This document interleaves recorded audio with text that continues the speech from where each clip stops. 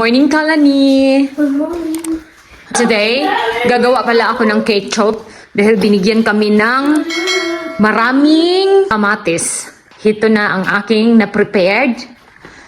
Ito, bulok na to. Kailangan na daw itapon yan. Isip ako na itapon ko doon sa maliit na garden.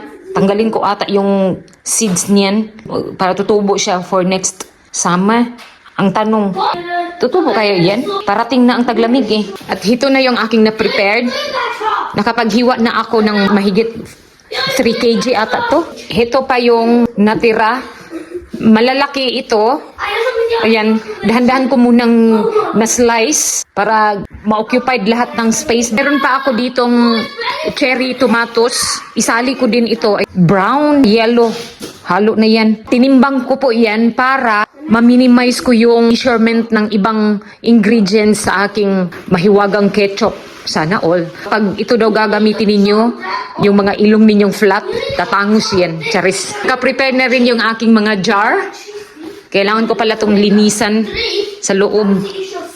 Nahugasan ko yan last night. Nag-isip din ako na dapat siguro unahin ko muna ito dahil yung aking pot masyadong maliit. Hindi pa ako nakabili nung 20 liters. Gagawa ako ng paraan para makagawa ako ng mas masarap na ketchup. Nakasaad doon sa aking na-research, sikreto daw ito sa mga factories na gumagawa ng original ketchup. Tignan po yung aking first batch. Lutuin ko lang ito sa low-medium heat, 20 minutes. Hindi ko pa ito nilagyan ng mga ingredients doon na sa pinaka-last. Ilipat ko lang ito para madali siyang mag-cool down. Madali lang naman gumawa ng ketchup, kaya lang, matrabaho. Masyado pa pala itong marami. Hindi ako nag-expect na ganito kadami. Hindi man to pwedeng i-blend na mainit pa, masira yung blender. Tumawag si brother-in-law kagabi. Ito yung binigay niya sa amin. Marami ata siyang tomatoes. Binigay na lang niya yun sa amin. Ang iba, sa sobrang dami. Mga tao dito sa Slovakia, magtanim sila ng maraming gulay. Tapos hindi naman nila makain lahat. Yung iba, itatapo na lang. Kapitbahay namin dito, oh. Yung apple nila, tomatoes, ang dami sa lupa. Nahulog na yung iba. Overripe na. Nagulat nga si Vladimir kagabi. May pinanood ako na nilagyan ng apples. Sabi niya, bakit may apple? Sabi ko, basahin mo nga yung title niya. Gagawa ka lang man ng ketchup. Kahit na first timer, edi doon na tayo sa mukhang masarap naman siguro. Na hindi ko din alam kung masarap ba talagang lasa nito. Saglit lang, kailangan kong palitan yung aking eyeglasses. Baka hindi niyo magustuhan yung aking pagmumukha. Pangit pa ako. Tapos yung eyeglasses ko pa, hindi bagay sa akin. Palitan para mas maganda tignan. Hindi na kailangang lipstick. Baka kasi yung kabilang kapitbahay namin biglang kumatok dito sa pintuan namin, Charis. Magtanong ng aking mobile number, mahirap na. Hindi dapat iwan siya, kundi dagdagan. Joke lang. Nahirapan din ako dahil may mga bata, disturbo din sila sa akin. Hindi ko pa nagawa yung ibang gawaing bahay. Mamaya ko na lang to gagawin. Ito na po yung second batch. Cherries tomato ito. Dito na ako maglagay ng mga ingredients. Ito po ang ihahalo ko sa aking ketchup. First, maglagay ako ng rock salt. Then, apples. 4 ang gagamitin ko dahil sa 5 kg na tomatoes, dapat 2. Itong onion, 10. Garlic, 10 din. Itong paprika, 1 lang ito ang ilalagay ko na fresh. Ito lang ang meron ako. Haluan ko na lang ng chili powder. Ko na lang ito, medyo maanghang. Lagay din ako ng cloves, 10 piraso.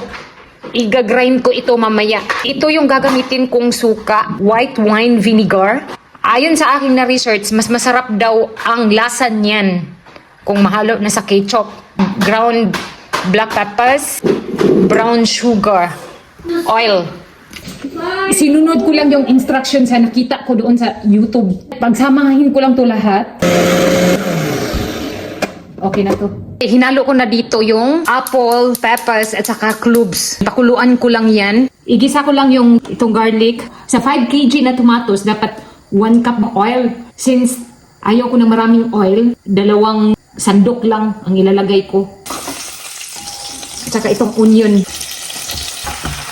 Igisa ko lang to until na mag-golden brown. Mas masarap daw ito kapag red onion. Wala akong ibang choice kundi white onion. Pakulaan ko ng 20 minutes, then i-blend. Sa totoo lang, madali pala gawin ang ketchup. Kaya lang, ang kaldero ang problema ko. Maliit, daming disturbo. Maabutan ako ng isang araw nito bago matapos. Buti na lang, marami kaming empty jar. So, hindi na kami bumili. Nag-collect ako ng mga ganito. Yan sa pantry namin. Ang daming empty jars. Iba't ibang klaseng jar yan. Dito banda, maliliit na ito. Ang takip ng mga jar, ibabad ko ito sa mainit na tubig para matanggal yung mga bakterya niyan. Matagal na yung nakaimbak eh. Ito na pala yung niluto ko. I-blend ko lang ito. Parang yellow siya tignan dahil doon sa ibang kamatis na kulay yellow. Ito na po yung aking ketchup, ground peppers, sarak salt, 2 tablespoons. So gawin kong 4. Maglagay ako ng 2 cups na vinegar. 1 cup ang ilagay ko dito. Dito maglagay lang ako ng kalahati. Tamang-tama yung aking vinegar, nakaabot ng 2 cups. Tapos ilagay ko ditong iba. Ayan. 10 tablespoon of brown sugar. Antay, ano ba, lasa? Tikman ko lang to mamaya. Kapag kulang pa, magdagdag akong sugar. I-simmer lang ito hanggang sa kunti na lang maiwan. Lubot sa kaldero na lang. Wala na yung ketchup. Yan, pabayaan ko lang yan. Kailangan makuha ko yung exact ketchup, yung binibenta sa shop. Ganitong texture na sticky. Ito na po yung aking ketchup. Ayan kung ito na lang ang naiwan. Pero hindi pa ito ang gusto ko Medyo masabaw pa. Yung as in malapot. Marami ito kanina. Ito na lang naiwan. Kaya i-mix ko na lang ito. So, kailangan ko pa yung i-simmer. Nag-start pa pala ako 1:30 in the afternoon. So, 4:25 na. Ipagsama ko na lang ito. Yan. Nagkasya na sa isang kaldero. Ay, matubig pa. Pero konting kimbot na lang ito. Tikman ko lang muna ito. Kung tama lang ba yung timpla. Masarap. Ito ang gusto kong timpla. Sweet and sour. Gumawa si mother-in-law ng ketchup. Binigyan niya kami. Ayaw ko ng texture kasi masabaw. Parang kulang ng simmer yun eh. Ito yung hinahanap ko na texture Pero parang kulang pa nga to eh. Pero ilang oras na to eh. Kaya tinigilan ko na lang. Ilagay ko na to sa jar habang mainit pa to. Punuin hanggang dyan lang. Kailangan lang i-tight ng mahigpit. Mainit. Malamang bagong luto. I-upside down ko ang pagkalagay. Kapag gagamitin ko na ito, madali lang. Ay. Mas masarap pa ito sa ex ninyo. Ito lang nagawa ko. 7 jars. Nag-expect pa naman ako na aabot ito ng 10. Itong mga seeds na naiwan, ihagis ko lang doon sa maliit na garden. Baka sakaling tumubo ito. Nanggalan ko na pala ito ng mga skin. So seeds na lang ang naiwan.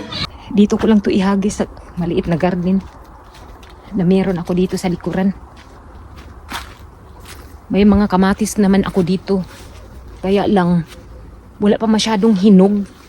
Hindi siguro hiyang ang kamatis dito. Hindi ito masyadong naiinitan eh. Every afternoon lang ang sikat ng araw dito. Pero sa awa ng Diyos, may hinog naman. Yung kapitbahay namin dyan, yung kamatis nila, halos lahat hinog na. Anong nangyari dito sa kamatis ko? Kunti lang yung hinog. More on green. Pero dito ko lang to itapon. Dito yan Puro seeds lang yan eh. Diba? Para tutubo yung mga seeds na yan ba? Sayang din naman kung itapon ko sa basurahan. Tapos diligan ko lang yan dyan. Ito yung kamatis ko More on green pa. Malaki sana to. Kaya lang, hindi nahinog lahat. Ito mga ganito, tinatanggal ko na. Pero marami pa akong nakulik na kamatis. Ito, yellow na kamatis. Ito, hinog na to. Oh, malambot na. Alam ko na next year, hindi na ako magtanim dito na area. Dapat itanim ko doon. Dito banda, oh. Mas marami ang sikat ng araw dito. Wala man punong kahoy. Mais lang ng aming kapitbahay. Dito banda, may punong kahoy. Oh, aking beans. Ewan ko kung ano nang nangyari nito. Ito, pwede na to, pang tanim na naman ito next year. Hindi ko yan siya lulutuin. Padamihin ko yan, tapos itanim ko next year. Marami pa namang bunga, oh. Alam nyo, ang seeds na ito, nakuha lang din namin, kapitbahay namin ito. Dito kasi nakatanim yun, nahulog ata yun ang seeds. Napulot ni Vladimir, binigay niya sa akin. Yun, tinanim ko. Magdilig pala ako. Tuyo na, oh. Pati utak ko tuyo na rin. Charis. Aking paminta, sana hindi yan mamatay. May nagpapalipad ng drone. Kapitbahay namin to, eh. Ayun siya, oh. Ang pinapalipad niya, helicopter na maliit. Ayan, tuwang-tuwa siya. 6 o'clock na ng gabi dito sa Slovakia. Mataas pa rin yung araw. Ganyan kapag summer. Yung aming swimming pool, ilang weeks na lang, tatanggalin na naman yan. Late na nilagay ni Vladimir. Sa update pala sa bagong bahay namin, may nakalagay ng apartment daw. Ito yung pinili ni Vladimir dahil ito daw ang bagay sa bahay namin. Yun ang sinabi ng kanyang mga kapatid. Humihingi siya ng opinion. For me lang, gusto ko sana plain lang dahil mas mura yun. Kaya lang ang na-look after ni Vladimir, mas maganda daw. Tignan, para sa akin, di bali na, oy. As long as na may bahay. Medyo mahal to. Kambang, no? Maganda naman tignan. Hindi pa tapos yan. Hanggang dito lang yan. Tapos tatapusin ata ni Vladimir to before ang winter. Dahil inayos pa niya yung gate namin. Yung dito naman sa kabila. Hanggang dito lang din yan. Putol. Hindi pa natapos. Siguro kulang sa budget. Nainitan ata si Vladimir, eh. Kaya hindi niya tinapos. Marami pa naman siyang time na tapusin ito sa tuwing taglamig. Ayan, hanggang doon yan sa kabila. No, kunting kimbot na lang din ito, matapos na. Hindi ganun kadali magpatayo ng bahay dito sa Slovakia. Wala din kaming sapat na budget. Kaya magalan itong bahay namin. Mag3 taon na ngayong October. Pero sa loob, natapos na. Kulang na lang nito, arrange. Pero hindi pa rin namin ma-arrange dahil wala kaming proper na stockroom. Kailangan muna daw tapusin ni Vladimir itong dito sa labas. Ganyan ka hirap dito sa Slovakia. Kung magpatayo ng bahay, huwag ka nang mag-expect na madali lang. Kung may pera naman, madali lang. Magbayad ng mga construction, kapos sa budget. Kaya natagalan. Okay lang, as long as na nandito na kami sa bagong bahay, nakagawa na ako ng homemade ketchup for the first time. Sa 4 na taon ko dito sa Slovakia, ngayon ko lang na-try. Madali lang pala. Ang akala ko, mahirap gawin, eh. Tignan nyo ang aking mga anak. Busy din sila. Ilang oras na nanood ng TV, Kuya Alex? Philip? I like you so much, videos. I love you so much, Lulu and Lulu. I love you.